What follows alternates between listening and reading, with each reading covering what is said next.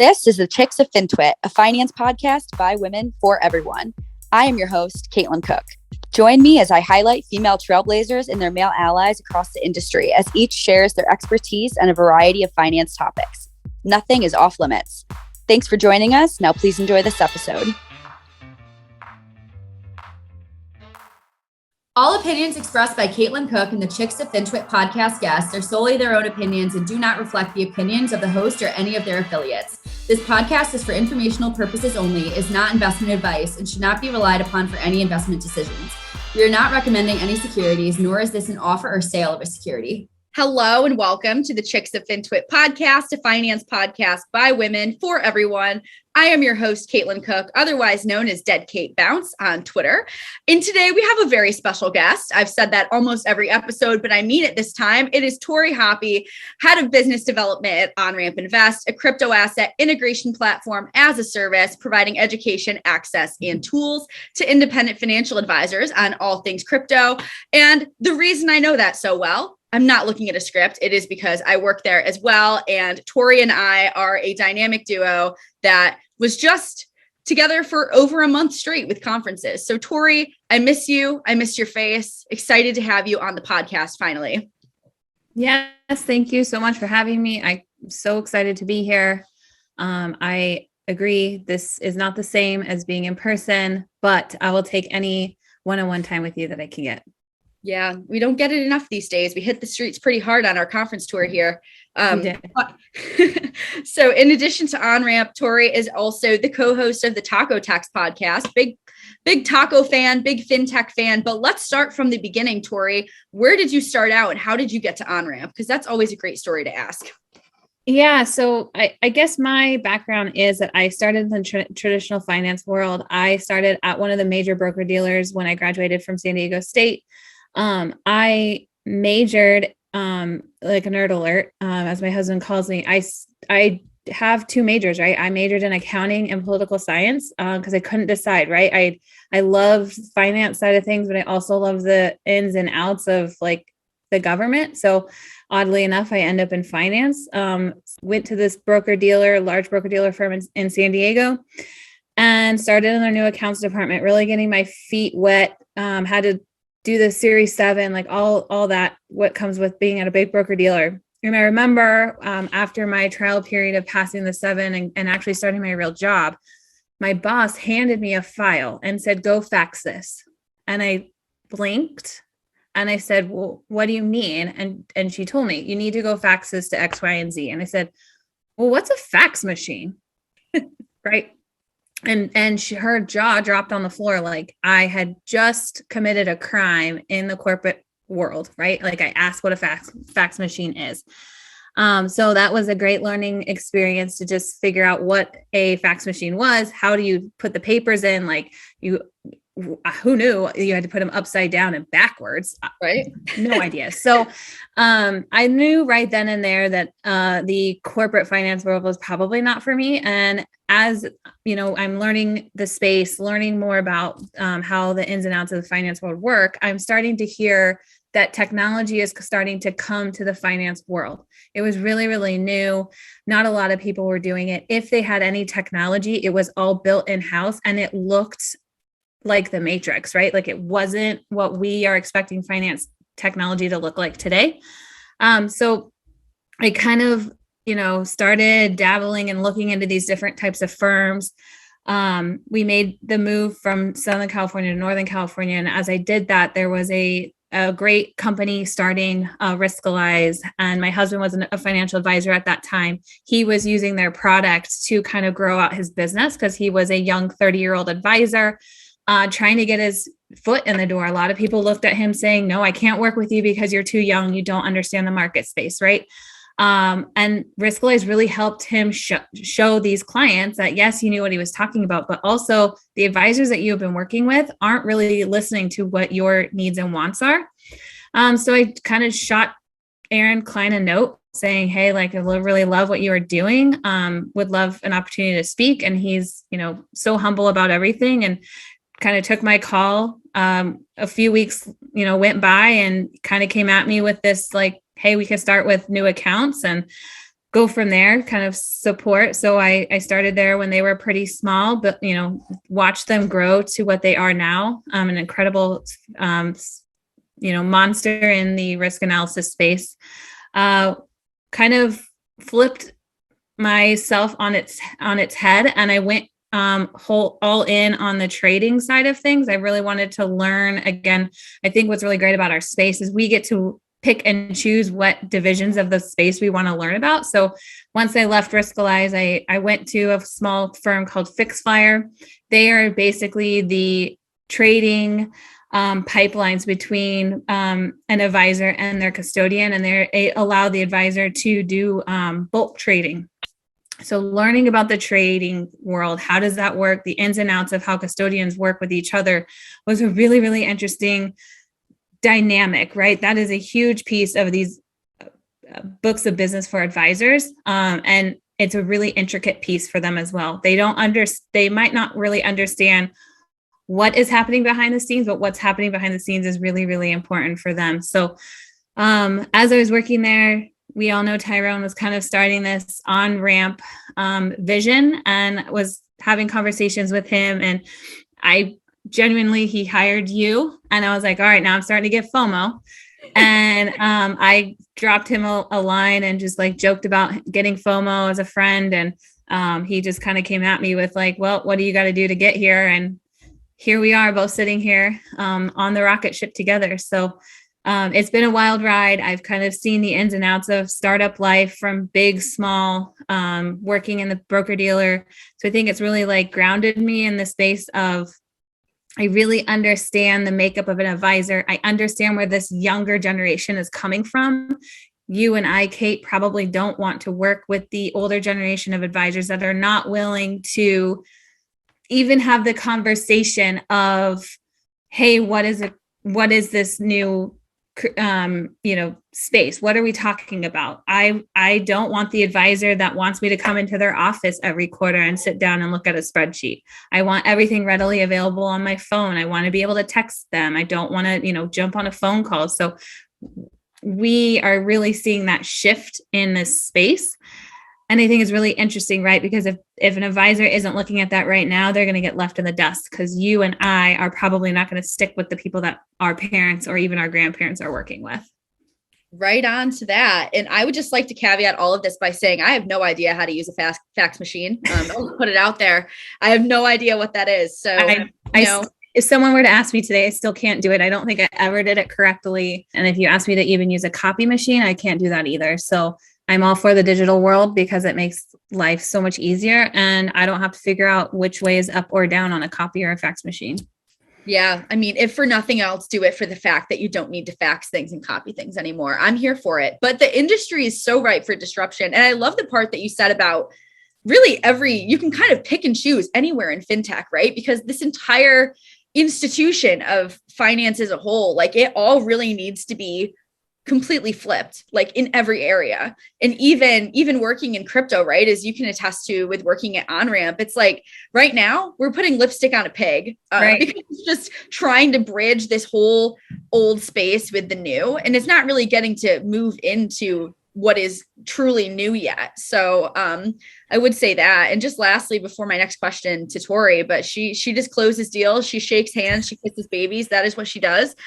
So cannot undersell that. Bringing in the big whales, bringing in the big advisor teams that we work with. She's unbelievable. We have so much fun, and I miss her through the screen. So of course had to bring her here. But I think there's so many ways we can go with this conversation. But I think the no-brainer that seems easy to me, right, is this is the first time I've worked at a startup. I would highly recommend it to a lot of people, right? It's not for everyone. Some people need the structure. Some people need the repetition, know where they're moving up the ladder. They don't want the risks that are coming with startups, but I'm never going back to corporate America. You can hear me quoted on it now. Let it be known for the next 40 to 70 years, depending on medical advances, and maybe even more. I'm never going back. So what are your biggest takeaways in your experience, right? Because you've worked at a variety of firms. You're building something now with me. It's been a blast, not just because you're working with me. It's just cool stuff. But what are the biggest things you've learned? Yeah, it is a bonus. But what are the biggest things you've learned, both good and bad, through that? Because I'm sure you've experienced quite a bit. Because even a month in startup land feels like at least 6. Yeah. I think we always joke that every month at Onramp is like 7 Onramp years, kind of like the whole dog mantra, right?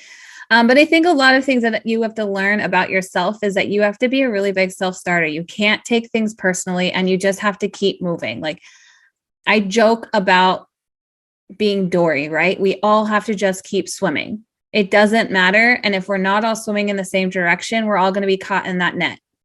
So we all have to be Dory. We all have to keep swimming, and we all have to keep swimming towards the bottom, right? Because once we hit the bottom, we know that we've hit goal. So I think, again, you have to look really internalized and say, is this the right fit for me? Because like you said, it's not right for everyone. Not everyone does really well in this space of just here are the tools and go after it, right? And I think too, you and I just, even just being at Onramp, right? Like, we've learned a lot about having no reins. Like, Tyrone has been so amazing with not only you and I, but like everyone on the team. Go out and be your best self, because that's what's going to make us successful. So that is different, right? We've all come from some sort of corporate world. So kind of breaking that command of like, oh, we need to go and get approval for this or that or the other thing. Just kind of saying, nope, this is what I want to do, and go and do it. And if it's wrong, we have enough space and grace to turn that boat around and get it done correctly. And I think another thing is you just can't take things really personally, right? Like, you and I, we have been under tremendous amount of stress, but at the end of the day, like, we can have those really rough conversations with each other and with our team, but we all come back to the one goal, right? To be successful. So you can't take things personally. You've got to really have that thick skin and just have those hard conversations. We hate them. I know you and I think I have had panic attacks thinking about some of the conversations that we have had, but you just can't take it personally. You've got to move on. There's not enough hours in the day. Everyone is working at their hardest. People's mindset is different on a different day. I might be having a horrible day and you're having a great day. And you got to like really learn the best about your team. I think too, it's very, very different what we are doing. We started Onramp as a remote first company in a pandemic. That is very, very different than, let's say, anything like pick a fintech firm out there who's really done that, right? Like, we are one of the first to go in and be remote first during a pandemic and build out something amazing. So there's a lot of nuances that you and I are dealing with that not a lot of firms have dealt with before. So I think, again, you just need to be open and honest with yourself. You need to figure out, is it okay for me to be in that much of a stressful environment? You need to have a really great support system. We are really fortunate at Onramp that we have that support system within ourselves, but like at home, you need to have that too, whether that's, friends, family, anyone really. Like, you need to have a really, really solid foundation of support. I would not be able to do any of this without the support that I have from friends and family. My poor husband is a godsend when it comes to me every single day. I mean, we are run ragged daily, and he is just constantly there to remind me, like, I'm doing something great. I'm pushing forward in an industry that is not well received for women, right? Like, you and I are pushing this ball forward, and it's really, really hard, and it's really tiring. And I know you feel that pressure every single day to make every woman in our space feel safe, secure, and that they have a voice. And when I first started, there was not many women. I can tell you off the top of my head, maybe 2 meetings where I wasn't the only woman in the room. And so you have to get very comfortable with being the only person that looks and talks like you in a room. And you have to my favorite is when people underestimate me coming into a meeting, right? They look at me and think, she's just here to take notes and doesn't really understand anything. Oh, well, you bet your bottom dollar that I will run circles around you and make sure that you know that I've run circles around you, just to be very, very clear, right? So we have to kind of have this like lion's attack whenever we go in, but we also have to keep our composure, right? Because as women, we are looked as being aggressive. It's not being tactful or she is coming in or he's coming in and being assertive. We are always saying that we are on the attack. So we have to not only do it in a very polite, manner, but we also have to do it with assertiveness. And it's like this really fine line that we have to walk. Yes. And just even on the last part, right? You're either super emotional or you're really cold and you're right. too harsh, right? So it's such a balance, right? And everyone interprets it differently. So it's just like an added layer, not even to complain, right? Because it's, right. Could complain about that all day, but it's like, that's the way that it is. I hope that changes, but the perception is very different when things come from you or I versus someone else that, maybe a man. But I guess just, even to hit that note a little bit harder, right? Some of your experiences, let's be candid about it, right? So some of the experiences you've had as a woman in the space, because we can talk about more on the lessons that you've had and, everything that you've learned about from doing your podcast on fintech and whatnot as well, but just that unique experience as a woman too. Let's talk about that for a second, just to really hit that home. Yeah, I think, again, there's great mentors in this business. You have to find them. You have to actively have those mentors in the space, because if you don't have them, I think going at it alone is really, really scary and you're not going to be successful. I will say there is amazing men in this industry. I'm not here to knock men at all. There's amazing women in this industry. We're all striving to make each other better. But I will say, like, this space is not meant for you and I to be a part of it. We are breaking that mold to be a part of it, right? I can be countless with the ideas of the harassment that I have dealt with at conferences, the belittlement that I have taken at events, even phone calls, right? I will be the only person representing our firm, and it'll be like, oh, are the other people coming? Right? Like, I am looked at as the note taker. So I think, again, like, I don't want to belittle anyone in the industry. We have amazing support system in our firm alone, and there's amazing support systems out there, and you have to go out and find it. And you just have to be diligent, right? Like Caitlin was joking at the beginning of this whole thing where her and I were together for 4 weeks at these industry events. We didn't leave each other's side, right? Like, safety in numbers. No one else has to think about it that way, right? It was a constant, okay, you made it back here, text message here. Who are you talking to? Where are you? Like, this industry is not meant for us to thrive. This industry is not meant for you and I to be independent, right? So, okay, if you don't want us to be independent, we will tackle it together, and we will slay it, and we will do it better than anyone else can. And so that's my mindset. I'm always here to be a sounding board for anyone in this space, man, woman, child, snuffleupagus at this point.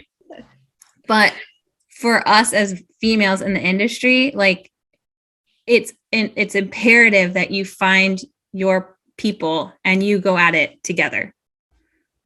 I love that. And, just like to that point, right? Maybe this space isn't made for us, but we're going to make it for us, right? By having more people like you and I in it, doing well, right? I mean, we're going to do our jobs regardless, but it's definitely a different experience for sure. Not to say that I could experience from the other side, just entirely male dominated in the roles I've been in, but for sure, it's an important thing to note, right? There are some things that people may never have to think about that we have to think about. But I will say that 4 weeks straight with you at conferences was a blast. We didn't want to kill each other afterwards, which is a big accomplishment and testament to friendship. So really, really good.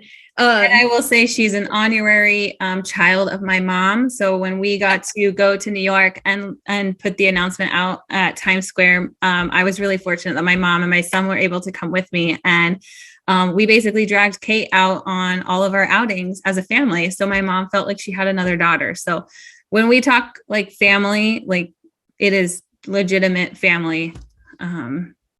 So I think that's something that Onramp does very different. And that's what we love about it, right? Like, everyone is inclusive and it doesn't matter.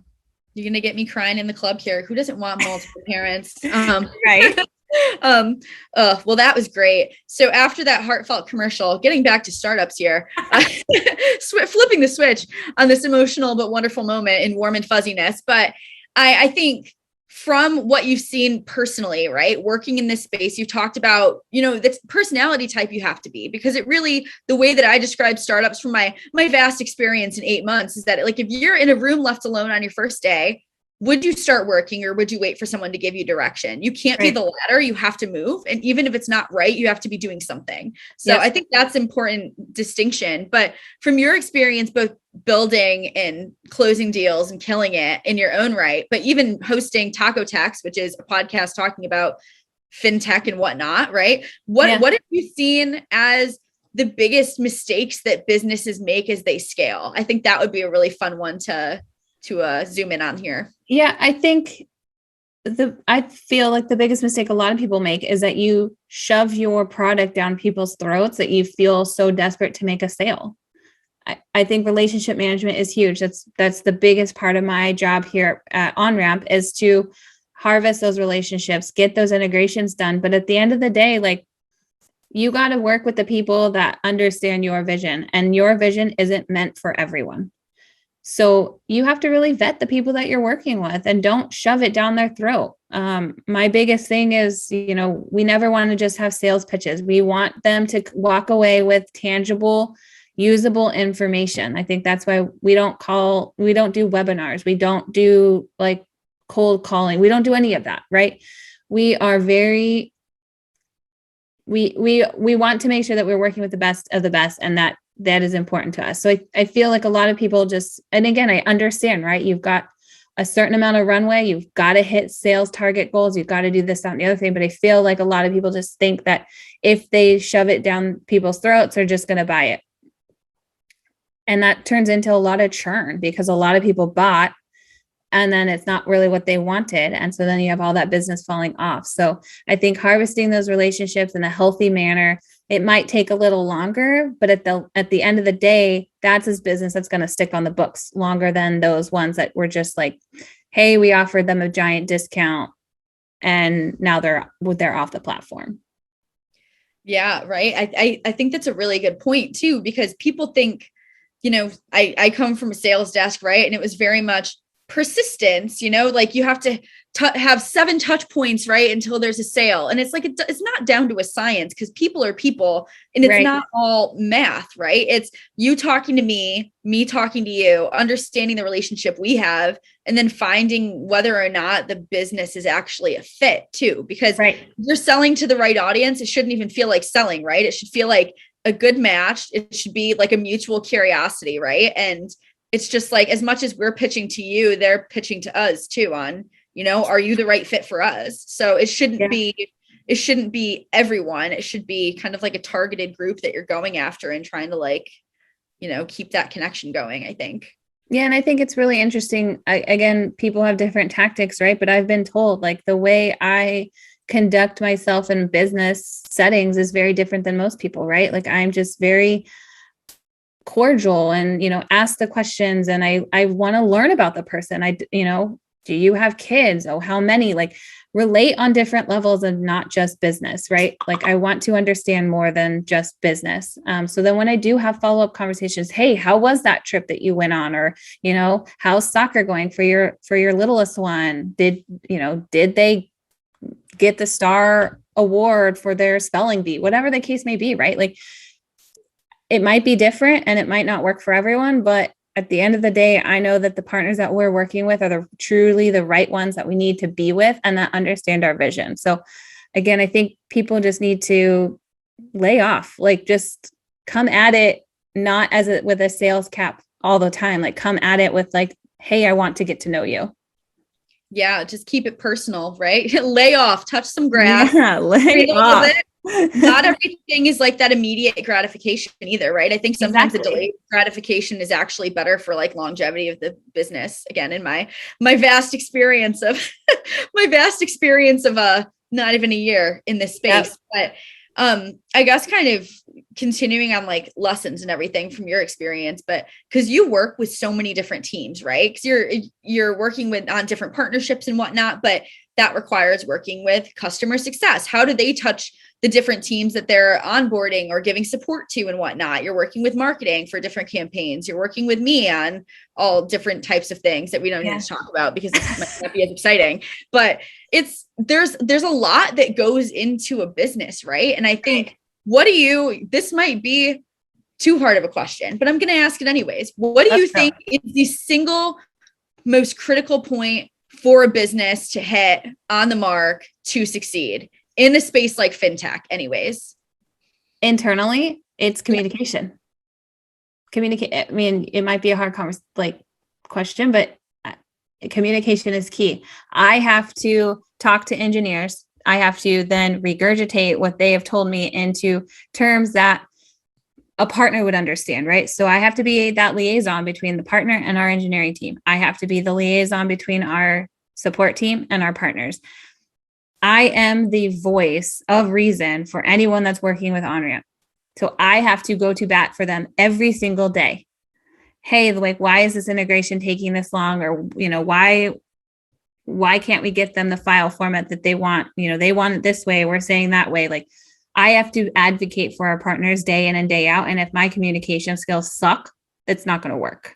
And if our communication style sucks internally for me to get that information spit back out, it's not going to happen, right? We're not going to get what we need. We're not going to get to a point where we can roll out a great product for advisors. We're just going to kind of keep skating by, right? Like, we're never going to make progress. So, I mean, it is a hard question. And I think a lot of people struggle with communication. I know, like, we internally constantly are, pushing and pulling each other to have those open discussions.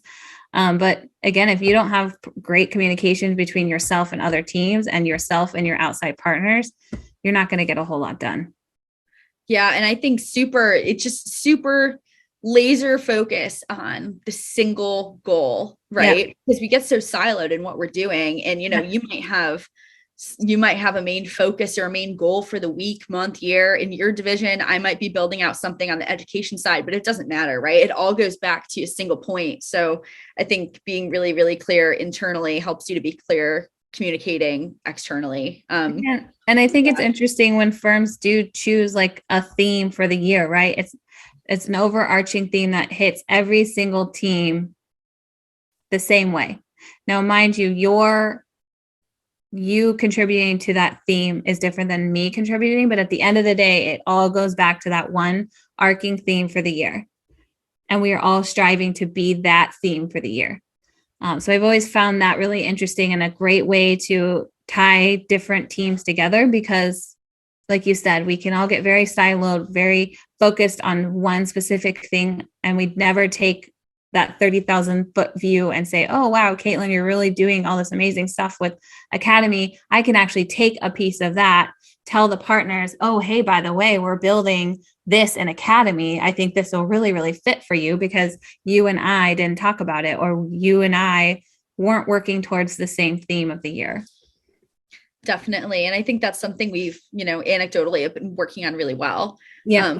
But zooming out to, again, that like general fintech landscape, other than integration platforms to help advisors get access to crypto assets, what are you most excited about from what you've seen and changes in the space? Because I think this is like such a booming time for startups and startup funding and whatnot. So many people are building. I think COVID kind of extrapolated that as well with, you're at home, build something. But what are the most exciting trends that you've noticed?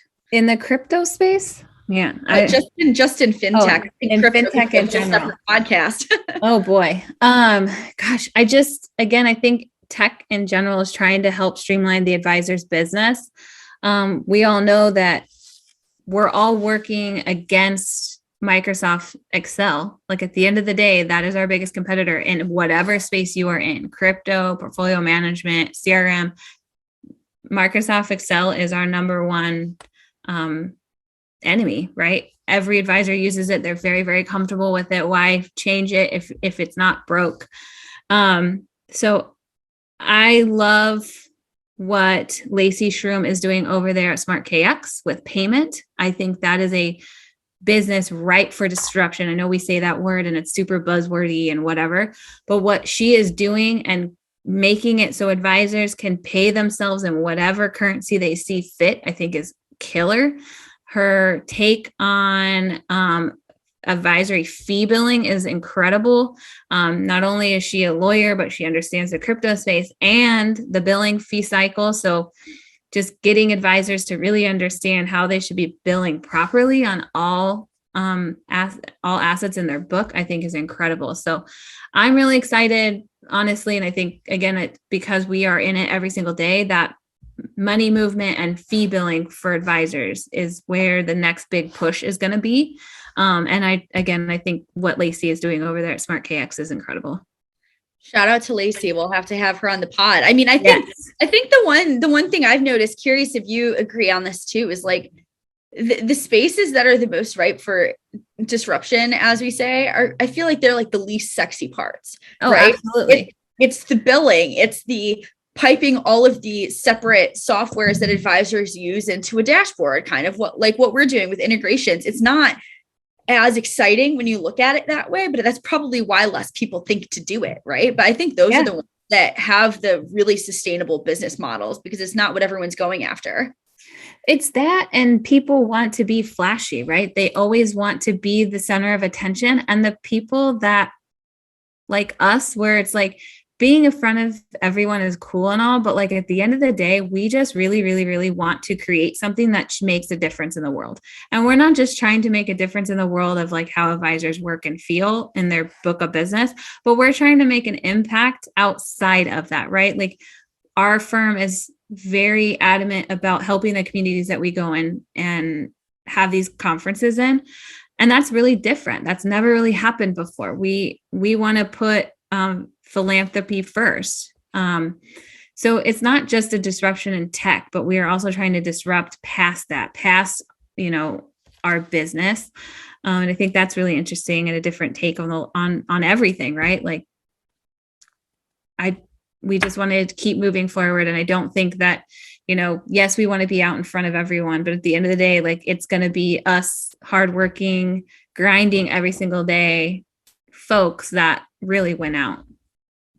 Yeah, I think it's just a greater purpose, right? It even goes back to actual relationship management versus sales. It's just like how you go about your business, right? Like, are you being thoughtful, philanthropic? Are you good with your partners, or are you just trying to be transactional, that sort of thing? So I think that shows in the product too, right? Like if you're building something thoughtfully with like a lot of intention for the people that are actually using it rather than you, and actually putting yourself in their shoes, I think that's who wins, right? Yeah, absolutely.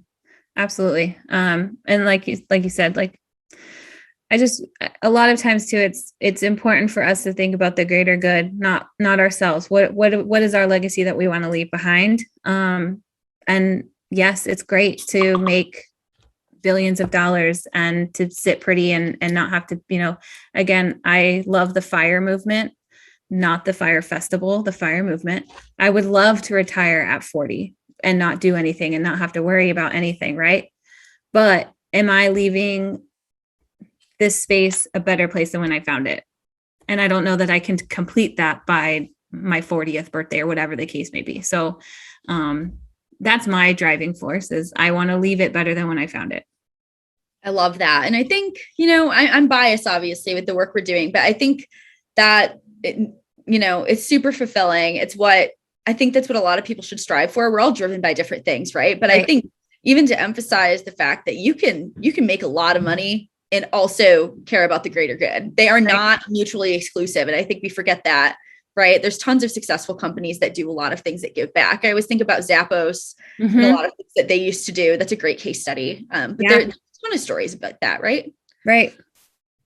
Yeah, I agree. For sure. So I guess we're getting towards the end here. I want to give you a little second to not only, because we already talked about Onramp enough. Great place though. Highly recommend. But the good thing is we don't need the ad, right? Because education sells itself, as I say. But so separate from that, right? You do other things too. So you run the Taco Tech's podcast. So maybe let's talk about that a little bit too. Yeah. So Taco Tech is the brainchild of Johnny Sanquist and I, Three Crowns Marketing. If you guys haven't seen what he's doing in the space, highly recommend it. Johnny and I have been good friends for many years. We were at the T3 conference in San Diego 2019, and we were just sitting there chatting. We were literally talking about, so he's got a gaggle of children, I think like 3 or 4. And I am a child stuck in this adult body with my one son, and we were talking about building forts, and our good friend Tina Powell like zooms by. And if anyone of you know Tina, she is constantly on the go. Like, you cannot stop this woman. And she stops dead in her tracks and she's like, I got to get a picture because I know the two of you are coming up with something cool. Mind you, we were talking about forts and going to Puestos to eat tacos. So we kind of like laughed, and I said, yeah, we're talking about our newest podcast we're going to create, like just randomly threw it out there. So if you know the timing of T3, that was like the end of February. And then within 3 weeks, like the entire world shuts down. So chatting, texting with Johnny, I was like, hey, like I'm literally bored, dying here on the inside because I'm a very extroverted, introverted person, and being trapped in my house was not great. So I said, that podcast that we kind of like joked about starting, like, why don't we do it? Why don't we get on the horn with a bunch of our friends, talk about the industry, and just talk about why we are so passionate about technology, right? Like, we've all got different experiences with it. So we just kind of threw it out there. It was very rough at the beginning. We praise Brian McLaughlin and Tony Steach for being two of our first guests and fumbling through that with us. But we've really grown it into this very organic place where we have people come just to learn about what's happening in the world of technology. And then our love of tacos, right? We ask all of our guests the best tacos they've ever had or experienced. We have people that shall remain nameless that say tacos are garbage. And we have people that go off on the rails and try to say that lamb tacos are the best. So we've got wide range of taco aficionados. And we just kind of have a good time with it, right? We just want to, again, educate the space in what's happening out there, be different, and just help people, eat great tacos all at the same time. Yeah, I mean, that's the real mission. Talk about a purpose-driven podcast. Absolutely. Yeah, and I love tacos as well. I was on the Taco Tex podcast. It was a blast. Shout out to Chicken Tinga tacos. Those are my favorite, if I had to say. But what are the best tacos you've ever had? Let's turn it on you. Oh, man. So I went to San Diego State, go Aztecs, huge Aztec fan, live and breathe the red and black. And there was this incredible taco shop.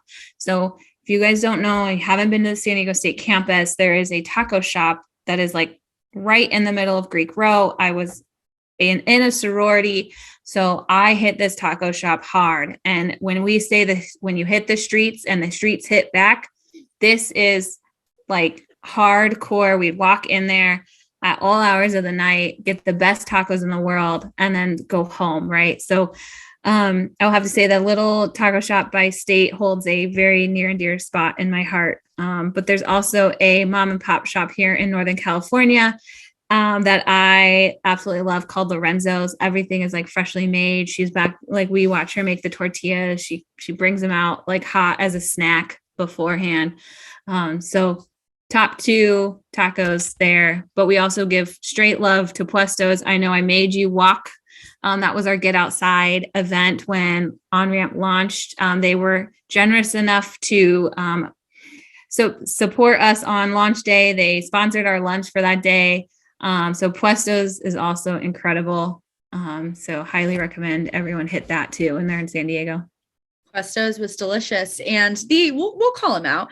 The person who should not be named about not liking tacos is our very own CEO, but he can't fire all of us. So I'll say it. He does not like tacos. He's very well known for his bad food takes. As one of the people working at his company, I'm glad that that's his character flaw. It could be many worse things. Although this is pretty high on the list. So it doesn't necessarily impact business operations. So I'm thankful for that. But taste buds must be all kinds of messed up. So he can't fire all of us. The rest of us love tacos. So yes. And we've been trying to get him to indulge. I mean, he lives in taco heaven now, still won't do it.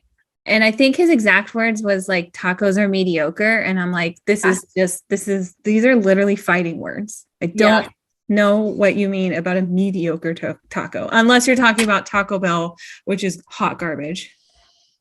Yeah, I've never really had a bad one. Never had one I didn't like. He lives in San Diego for context. So, I mean, come on, how can't you? But anyways, Tyrone, mostly love. I'd say all love, but I mean, no tacos. Come on. Yeah. I bet if we offered a ketchup rice taco, he would love it. We could do a whole episode on his bad food takes. Last night, he told me that the next time I see him, I need to try rice with ketchup on it. And I told him that the tweet that I sent him back was my letter of resignation. So that's never happening. I had your back and said, can I bring this to HR? Like, it might be a fireable offense, but you know, could be. Who's to say? Who's to say? We'll leave it to the powers that be. But so Torie, you knew it was coming. The question I always ask at the end of these podcasts, because we could talk all day. In fact, we usually do. We actually do. Yeah, we actually do. We just don't usually record it, to my knowledge. But what do you, when you're not shaking hands, kissing babies, closing big deals, bringing together partnerships for us, what do you do other than eat tacos, of course? I mean, clearly I get outside. Like, that's number one. You had to say that. So I had to say it. I'm really sad I don't have my get outside hoodie on, but that's for next time. I mean, to be honest, like, I do get outside. Hiking is a big part of me. My family will attest that I've taken them on many quote unquote death marches. And I'm a big adventurer, right? Nothing too big or too small is out of the wheelhouse for me. Travel is number one in my book of things I love to do. So just experience the world, experience life around you, get, like you said, get outside, experience what life has to offer. So if I'm not sitting at my desk with my lunch from 3 hours ago constantly around me, you will most definitely find us out adventuring, to many grimaces of my family. But yeah, we're outside people. We love to just kind of go see what's out there. Hashtag not an ad. That was not an ad, people. Not an ad. I promise. She was not bribed. She just lives in California, which I hope to do as well, because the nature is incredible. But next time you travel, thank you. Please shoot me an invite, because I also would like to do that. Or you can come visit me when it is not the dead of winter in Chicago. Well, we got to get there for Cubs games. So yes, in much warmer weather, I hope. But I'll be out. We can go to Napa. We can do some hikes. We can get outside, get lost. I don't know. The lost part is probably going to happen. In hindsight, it's inevitable. We do that. Yeah, we're not great with those directions, but we have a good time. There are worse things, right? We made it to this podcast. We're still going. Right. But yeah, I am so thankful that you came on here. It's a blast. Thanks for having me. Have my good friends on here, of course. So I hadn't seen you in a while. Still haven't seen you in person. That month straight was not long enough. But I agree. Where can our listeners find you on social media for you? Yeah, so I am big fan of the Bird app. So Twitter, my handle is at Torie Happe, HAPPE. I know that's a tricky one for most people. You can send me a LinkedIn request. It will probably take me 4 to 6 weeks to approve it, because I just real terrible at that. I know I'm supposed to get better. But yeah, find me on LinkedIn, same name, Torie, Torie, Happe, HAPPE. And then, yeah, other than that, you'll see me hitting the streets with Caitlin. Hitting the streets with Caitlin. Incredible. Awesome. Well, Torie, thank you again. And thank you to everyone for listening. We will be back next week with a guest that is to be determined. Excellent.